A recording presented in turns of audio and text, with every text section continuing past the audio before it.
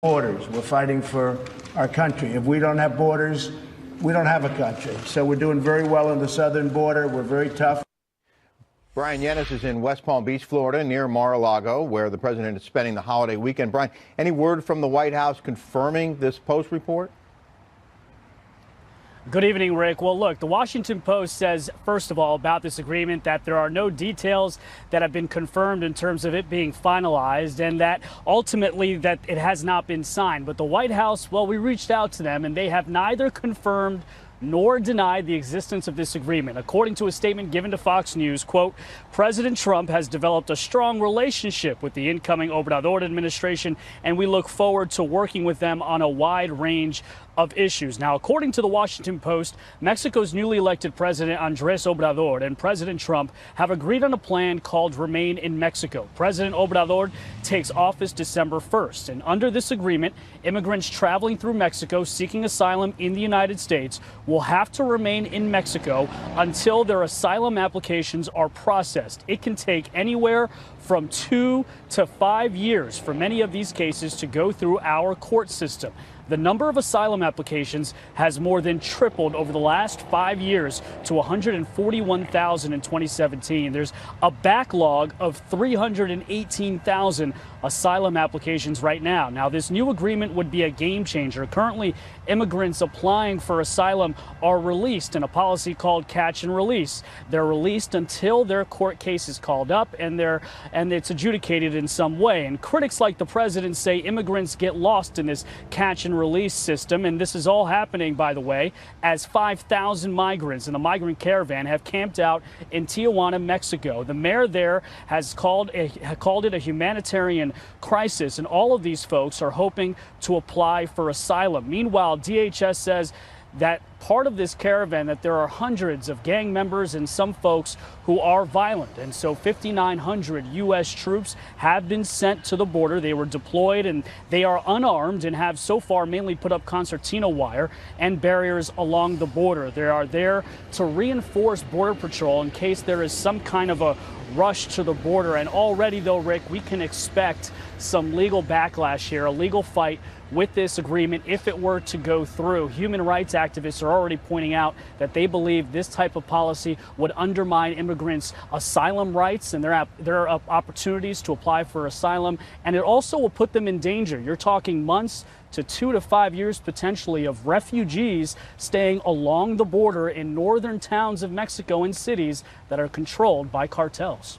Rick. So, in the Post, but if true, would be a big victory for the Trump administration. Brian Yennes down in West Palm Beach, thank you. Of course. With just 3 weeks of work left before they lose the majority, the Republican-controlled House Judiciary Committee is following through on its plan to subpoena former FBI Director James Comey and former Attorney General Loretta Lynch. Here is current Chairman Bob Goodlatte on why he's demanding the former Intel chiefs testify. Democrats should be just as concerned about Mr. Comey's actions in 2016, including his decision to reopen the Hillary Clinton investigation and tell the whole world a week before the election. So there's a lot for Mr. Comey to answer for, and everybody should be interested in a complete interview of him and not simply a show hearing where we don't get to the bottom of these matters. Let's bring in John Decker. He's a Fox News Radio White House correspondent, also a returning. So, John, apart from being short on time, do House Republicans have a strong legal strategy, and who would face legal jeopardy in this case?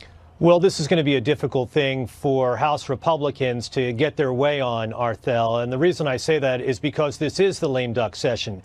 Very little gets done in a lame duck session. And if indeed James Comey does not comply with this subpoena, if he challenges this subpoena, it's going to take some time for the court system to actually hear this case out. And keep in mind, Democrats retake control of the House in January, and the court system does not always follow the political calendar. And for that reason, I don't think that Bob Goodlatte, the chairman of the House Judiciary Committee, may get his way on this particular issue. John, I don't know if you know this answer or not, but any statutes of limitations that could prevent any potential or possible legal charges or indictments? Well, keep in mind, if you're referring to Hillary Clinton, no, there's not. But it seems as if Democrats don't want to go down that route once they take control of the House of Representatives. The incoming chairman of the House Judiciary Committee does not want to pursue the same thing that Republicans are pursuing right now. So it seems like essentially, Arthel, Hillary would be in the clear once Democrats retake control of the House. As it relates to the possibility of a contempt charge against James Comey, if he does not comply with the subpoena, that's a process as well. What would happen there is that Goodlatte would call for a vote in the House Judiciary Committee, assuming all Republicans vote yes. It would go to the full House, and then assuming all Republicans vote yes there, then it would just simply be a recommendation to the U.S. Attorney's Office here in the District of Columbia for the U.S. Attorney Jesse Liu to make that determination as to whether or not to hold James Comey in contempt of Congress. So, John, talk about for us the political gains and consequences for members of the House Judiciary Committee and the GOP as a whole.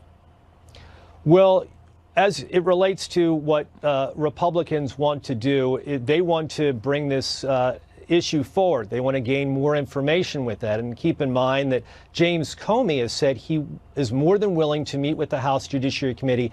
His only objection is the fact that House Republicans on the Judiciary Committee only want to conduct this interview with Mr. Comey behind closed doors. Right. Comey says he will more than happy to meet with them, only he would like to do so in an open session. Right. And unless there's a compromise, we're going either the route of a contempt of Congress or the judicial route in which Mr. Comey challenges it in the federal court system. So, John, ultimately, is this to please the president in some way?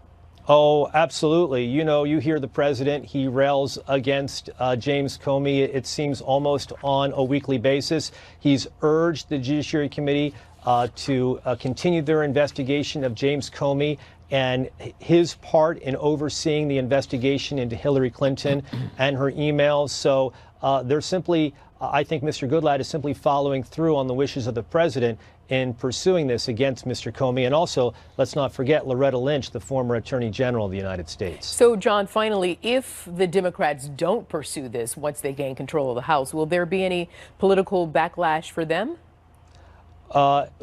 Among Democrats, no. It may motivate, it may energize Republicans. That's an important thing, as we saw in the midterm elections. I think that Republicans were certainly motivated in those key states that Republicans gained in the Senate. Democrats also were motivated, and that's the reason why, of course, they regained control of the House of Representatives. And that's what we're talking about. We're talking about 2020, which side is going to be more motivated in going to the polls. And this is just one of those other areas, Arthel, in which Democrats and Republicans will certainly focus on this issue and figure out whether or not this was an important issue for them. I'm going to squeeze one more in. I said final, sure. But I'm going to squeeze one more in. Okay. And because you mentioned 2020, if both sides go in at this point with only 2020 in mind, I mean, will anything get done in the process? Because it will only be about politics and not the people. Yeah, it's a divided Congress coming January, Arthel, and there are those cynics who believe that not much will get done over the course of the next 2 years. There is some room for compromise on issues, for instance, like infrastructure spending that both President Trump and Nancy Pelosi have spoken much about over the course of the past few years. Aside from that, I don't see much room for compromise. I see a lot of jockeying among both parties as they prepare for the 2020 presidential election. Yeah, but the newcomers on the Democratic side, I was reading that they want to make some things happen, and they don't want this gridlock that's been there in the past. They're there for that reason. Okay, John Decker, attorney and Fox News Radio White House correspondent, thank you. Thanks a lot, Arthel. Have a good day. You too. Well, if you still have to travel home this Thanksgiving weekend, we have some bad news. Your plans could get a lot more complicated. A major storm is making its way across the country. We have a live look at the snowy Rocky Mountains outside of Denver. Numerous crashes have shut down Interstate 70 there, which looks like an absolute mess. Joining us now, AccuWeather meteorologist Paul Williams. Paul, what's going on? Well, what's going on is snowmageddon, actually, in some cases. And I'm not trying to be just tongue-in-cheek about it. We are looking at widespread, these are actually blizzard warnings. We're talking about sustained ability to not be able to see for an extended 3 to perhaps 4 hour period. In addition to that, we have winter storm warnings that lead up to Davenport, Rockford, and up towards the Milwaukee area. Now, it looks very innocent. I don't want this radar to fool you. You see, this looks like an innocent little rain, just a little bit of snow. All of this is going to turn ugly. It's like feeding the gremlins after midnight. By the time the sun goes down and we start getting colder air in here, all this is going to transition immediately to serious snow. For Saturday night going into Sunday, look at all the areas affected from Milwaukee down to Kansas City, throughout North Platte, over towards Cheyenne. We're talking about dangerous travel. We're talking about blizzard conditions, power outages, by the way, because the winds are going to be howling like crazy. In addition to that, we'll have snow that's accumulating, and then it's going to be drifting, causing problems with visibility. Now, here's a look at our future cast. We're looking at, for example, for Saturday, 11 o'clock in the local time, look at all of this changing. That green changes over to blue, according to our forecasting models, and the deeper the blue, the worse the snow. So please, let's be careful out there, as the old Hill Street Blues reference would go. Paul, the timing is just terrible on this storm. And I'm wondering if you know, is the winter going to be, is this what we have to look forward to for a while now? Well, to be quite honest, yes, because what's happened is that we have a changeover from air masses, and the air masses just don't get along with one another, like the Hatfields and the McCoys. Because I want you to get a feel as to this. We're in November, and look at the kind of numbers we're talking about. You see all this dark blue from Sunday going to Monday? We're talking about 6 inches to 12 inches of snow, and that's just in the Midwest. In fact, in the Northeast, we're being hit with a ton of ice, so you got to be careful there as well. Sorry. The news is terrible, but you're fantastic, Paul. So we're glad that you're with us today. I always love to see Paul Williams give the forecast. I mean, we should do always. the whole show with this guy. I mean, like, I could just get some hot chocolate right now and just go, okay, Paul, so tell us about the weather, and just keep going. Well, the weather does not look good. And no, all but those people, he's good. He's fantastic, but the weather's terrible. And all these people got to travel? The weather sucks right now. We don't have to travel. Travelers. No, we're good. Like this. Speaking of travel, we're going to see how things are looking at one of the busiest airports in the country right now. Jackie Heinrich joins us live now from LaGuardia Airport in New York City. Hi, Jackie. Hey guys, I can't make it sound as good as he did. I'm sorry. It's just, you know, the blunt news of it. Winter weather and holiday travel, they just don't go well together. But this might actually be the worst in recent memory, with more travelers hitting the road this year than any year since 2005. Airlines, though, are bracing for delays and allowing passengers to change their tickets with no fee in a number of Midwestern cities that will bear the brunt of that storm. If you're flying on Delta, American, United, or Southwest out of Chicago, Cedar Rapids, Des Moines, Milwaukee, or several more cities, check with your airline for a free flight change. And while you're at it, you may want to check with hotels to see if you need to extend your stay. An estimated 54.3 million people will be traveling 50 miles or more this holiday weekend. According to AAA, that is the highest number in more than 10 years. That means that if the storm packs as powerful a punch as it's projected to, a lot of people could be holiday stranded. At LaGuardia, 95% of flights are full on American Airlines, similar stats for other airlines, and not even Super Bowl champions are immune to holiday travel snobs. Honestly, I had no idea. Checking the forecast, which I always do when I fly. Thankfully enough, we're getting out today with a 90% chance of rain tomorrow, and knowing obviously this is one of the busiest travel days or weekends of the year, just felt like we needed to get out early, get the kids, you know, kind of back into routine and get ready for school on Monday. The bad news doesn't just impact those who fly, though. Roads are expected to be backed up as well. According to mobility analyst INRIX, travel by car could take 4 times longer than a normal trip, with the longest delays expected in Boston, San Francisco, and New York City. Here in New York, the Port Authority is recommending that people take public transportation to the airport so that the roads don't get clogged. Now, while tomorrow is supposed to be the busiest travel day of this holiday weekend, these storms could push that into Monday. So the airlines are really recommending that if you can get out early, you should try. Arthel? Yeah. Hey, Jackie, we enjoyed your report, too. Yeah. Definitely. I did. Thank you. Thanks, Jackie. Take care. Well, the hunt is on for the man responsible for a deadly shooting at a mall on Thanksgiving night after police. The mall shooting in Alabama happening Thanksgiving night. Police say an officer shot and killed a person believed to be the shooter, but they got the wrong person. So now the prime suspect is still at large. The incident started when 2 teens began arguing at the River Chase Galleria just outside Birmingham. One shot the other twice. A 12-year-old girl, a bystander, was shot in the back. Both victims are still in the hospital. Special counsel Robert Mueller's Russia investigation has taken another turn. Writer Jerome Corsi, a known associate of Trump campaign operative Roger Stone, says he's working on a plea deal. Corsi was questioned over his knowledge of WikiLeaks getting a hold of hacked emails from Hillary Clinton's campaign chairman during the 2016 election. Here's former Deputy Assistant Attorney General Bob Driscoll. I've been saying this all along, unless we see more than we've seen publicly, and there's always the chance there's something out there we don't know about, none of this seems to connect to Trump-Russia collusion. Well, is it or not? Garrett Tenney is live in Washington. Garrett, got the answers? We got a few answers for you, Rick. Back in 2016, Jerome Corsi told friends that he believed WikiLeaks had the emails of Clinton campaign chairman John Podesta and that WikiLeaks would release them as an October surprise, which, of course, is exactly what happened. Well, investigators want to know if Corsi had a secret contact at WikiLeaks who gave him a heads up about the emails, and if he used that contact to act as a middleman to pass information to his friend and longtime Trump advisor Roger Stone, who then could have shared it with the Trump campaign.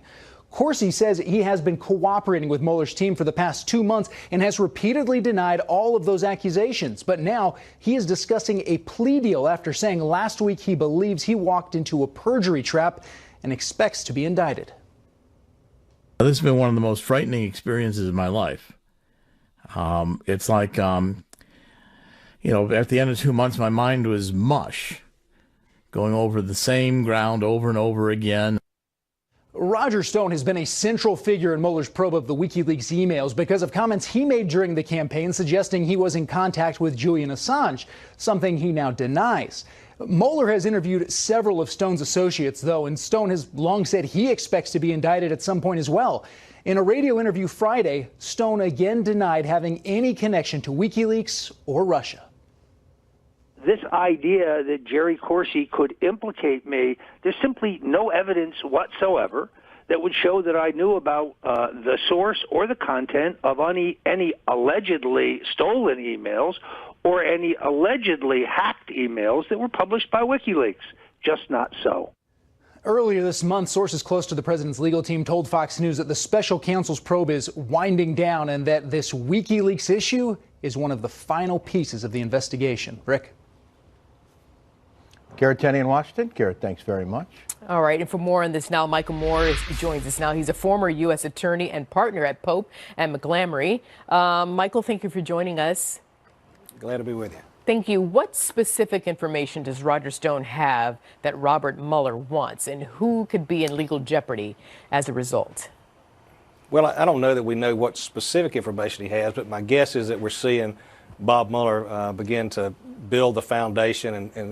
Let me use a metaphor for you. You can't put the roof on the house until you build the foundation. You do that out of blocks, and that's what he's done here. He's worked his way through some people in the administration, in the campaign. He's gotten some plea negotiations. He's gotten some sentences here, and I think what you're seeing is that this is a move toward finding out if, in fact, there was some inside information about the emails and the hacking that went on prior to the election. So that's what we're seeing, I think, with Corsi. He may then lead to something with Stone and on up the line. Stone was clearly plugged into the campaign at a high level, and I'm guessing that Bob Mueller, and again, he's done great about not leaking and having his investigation leak out. But my guess is, if you look at it, he's a tactician of a prosecutor, he's a strategist, and he's simply putting his case and finishing the foundation, showing that there may have been some connection, or finding out through the investigation if there was some connection. And then, as you know, the Southern District of New York is also putting a bullseye on President Trump's 2016 campaign, as well as past business practices. To where is that legal road leading? You know, I think that the assignment by Bob Mueller, the sending the cases and parts of the investigation to U.S. attorneys' offices outside of the special counsel's office was a brilliant move. And really what it says is that he's respectful of his mandate, he knows how far he can go, and he takes away the criticism that he's exceeding his authority by sending these things that are sort of only tangentially connected to Trump and the campaign to other independent prosecutors and U.S. attorneys' offices outside of his office. So my guess is they'll continue to move forward with that investigation in the Southern District of New York. You may see some other things sent off to other offices. But again, I want you to also remember that Bob Mueller is a pro, and he's a strategist, and he's a tactician. He's a prosecutor's prosecutor. And he was not working in a vacuum prior to the midterms either, in the fear perhaps that, the knowledge, I guess, I don't think he's afraid of anything, but really the knowledge that you may see people at the department, a new attorney general, let's say, who tries to shut down the investigation. Well, by sending these things out to their offices, it was a brilliant move to keep the investigation and parts of the investigation moving forward. Well, that's exactly what happened. President Trump fired Attorney General Jeff Sessions, and now you have Acting Director Matthew Whitaker, Acting AG. In fact, Ken Starr is speaking out on this very move. Let's listen and we'll talk about it. Okay. Under the regulations, David, he can influence major decisions, major steps. Now, that's not self-defining, that's a judgment call. But he cannot, under the regulations, interfere with the independence of the day-to-day operations. So, Michael, Mr. Whitaker is under the legal microscope. Does anything stand out to you? You're a former U.S. attorney, and Mr. Whitaker having been given the job by President Trump, or any legal conflicts of interest in play? You know, I'm concerned about some things that he said early on, and maybe during the time that he was a TV pundit, and he made some comments sort of prejudging the investigation without having the evidence in front of him. Those things could come back to haunt him, I think, down the road. And there's some concerns about that. I think at one point, too, he was also involved as a lawyer in an investigation that had some connection, and those things are somewhat concerning. You know, Trump has made no secret about his desire to see the investigation go away and his disappointment with Jeff Sessions for not doing that.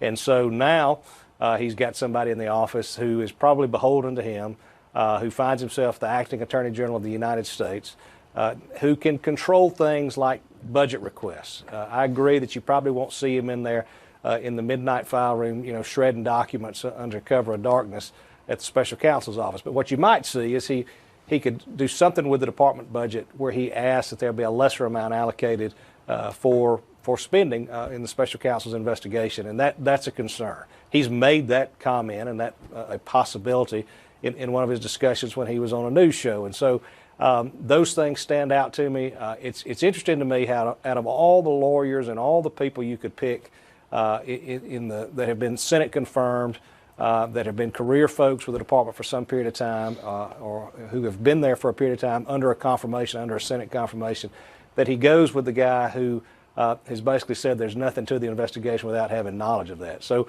those things set off alarms. They make our antennas go up as we look to see whether or not he'll sort of handle this with the professionalism and avoid any appearance of conflict. But, you know, time will tell, I guess, and we'll see whether or not he ends up with a nomination to be the Attorney General, or whether or not, in fact, Trump comes with somebody else. Oh, we have to leave it there. Mr. Michael Moore, partner at Pope and McGlamry there, coming from Atlanta, also a former U.S. attorney. Thank you very much.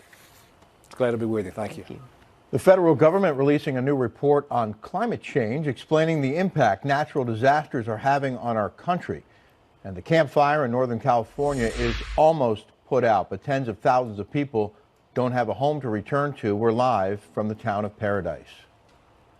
We do an hourly check to make sure that people are okay and not freezing. They want to go home. They want to go home and see what they have left. And I understand that some of them still have family, you know, that hasn't been found. Much needed rain this week, but the Camp Fire in Northern California has left tens of thousands homeless. Jeff Paul is in the town of Paradise with the latest. Jeff? Well, yeah, Arthel, with weather conditions out here improving greatly, some residents who were evacuated are starting to wonder when and if they'll be able to return home to assess damages. And the kind of frustrating thing is, as you look across the street over here, you can see this business right here seemingly untouched by the fire, not a shingle out of place. But as you start to look around a little bit more, some of the dangers aren't as apparent as you see over here, this down power line. And that's why we're seeing a lot of utility trucks out and about trying to get this community at least back to a little bit of normal for when those folks start to return home. Those utility trucks and crews are starting to, get some of those down power lines out of the way, get some of the new power lines up and ready, and clearing some of those trees that might have fell down. We caught up with one of those crews today to ask them about how they feel about their progress. Things kind of start slow. The logistics are crazy in a big event like this. And then as soon we get into it, and then things really start to progress real quickly. once everything comes together. Now, some other news that is coming as a relief to a lot of the search and rescue crews is that the number of dead hasn't changed within the last couple of days. It's still standing at 84. Still hundreds considered unaccounted for, but that number has also been going down in the last couple of days as well. Arthel? Hey, Jeff, you mentioned residents going back home. When will they be allowed back into their neighborhoods? Yeah, and for every area, it's going to be a little different.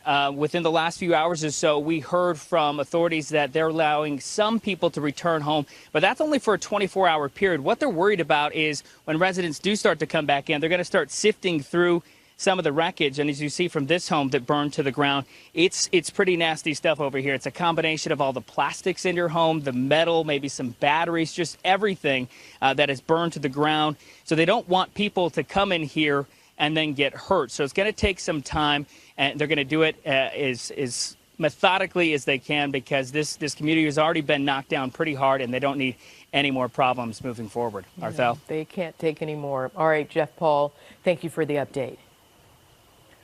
A new federal report issuing a dire warning about climate change, saying it's intensifying and poses a great threat if drastic action isn't taken. Part of the report reading, quote, "Climate change creates new risks and exacerbates existing vulnerabilities in communities across the United States, presenting growing challenges to human health and safety, quality of life, and the rate of economic growth." Ellison Barber has more on this. Climate change is negatively impacting the United States now more than ever. That's according to the latest National Climate Assessment. The report found that many extreme weather and climate-related events have already become more frequent, intense, and widespread. The authors of this report say they expect many of those events to continue to increase or worsen. And this warming trend can only be explained by human activities, especially emissions of greenhouse gases into the atmosphere.